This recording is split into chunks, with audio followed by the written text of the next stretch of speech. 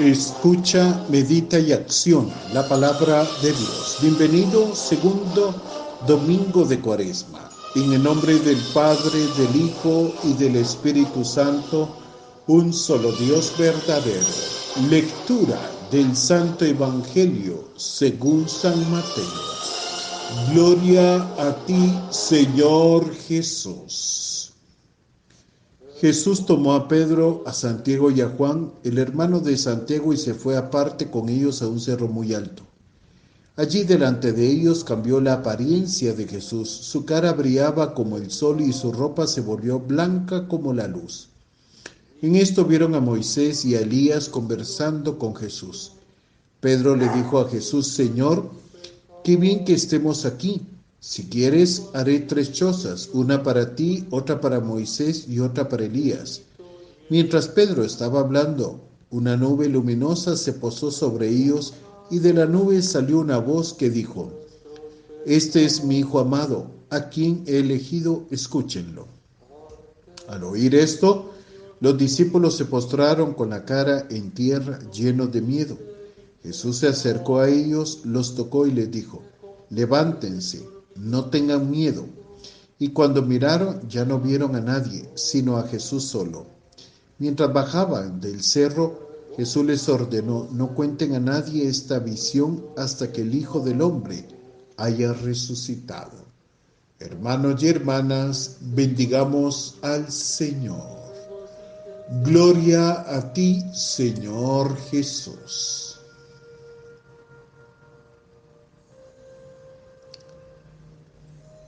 Hermanos, no ser amados es una simple desventura.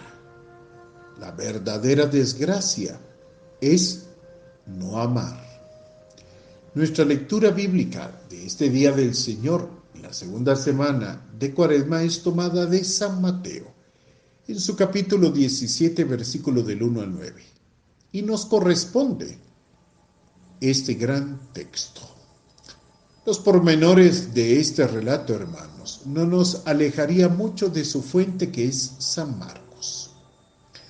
San Lucas, en su capítulo 9, versículo 28 y siguientes, sí se ha permitido una autonomía mucho más personal, como la oración por 2 veces, que es tan importante en el tercer evangelista, y otros pormenores, como cuando Moisés y Elías hablan de su éxodo.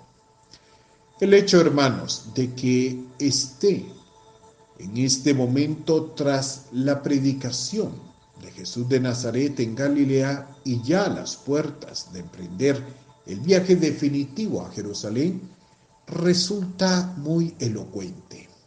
No podemos negar, hermanos, que esta narración está concebida con el tono apocalíptico y con el lenguaje veterotestamentario pertinentemente. Las 2 columnas del Antiguo Testamento, Moisés y Elías, son testigos privilegiados de esta gran experiencia en el monte que nosotros lo conocemos como el Monte Tabor. Pero no está identificado en el relato de este texto y, a la verdad, no es necesario. ¿Por qué? Pues simplemente porque el monte en cuestión es un símbolo, un lugar sagrado, un templo, el cielo, etc. Los discípulos le acompañan, pero no pueden percibir más que una especie de sosiego que los lleva a pedir y a desear plantarse allí, en ese lugar, construir tiendas en lo alto del monte. Hermanos, nuestra entrada en este segundo domingo de Cuaresma para nuestra meditación es que, como Abraham tuvo que dejar su tierra, los discípulos deben de dejar la altura infinita del monte para bajarse, porque ese evangelio que ellos han vivido debe de ser anunciado a todos los seres humanos cuando Jesús resucite de entre los muertos. Muy probablemente, hermanos, debemos pensar que todo el cuerpo emite la misma luz misteriosa que se hizo visible incluso a través de la túnica blanca que vestía Jesús. Esto daría, hermanos, una hermosa precisión y adecuación a la distinción trazada en las dos metáforas, que su rostro era como el sol, en el que se veía la gloria pura, y sus vestiduras como la luz, que es el sol difusa y debilitada. No existe indicios de ninguna fuente externa de brillo.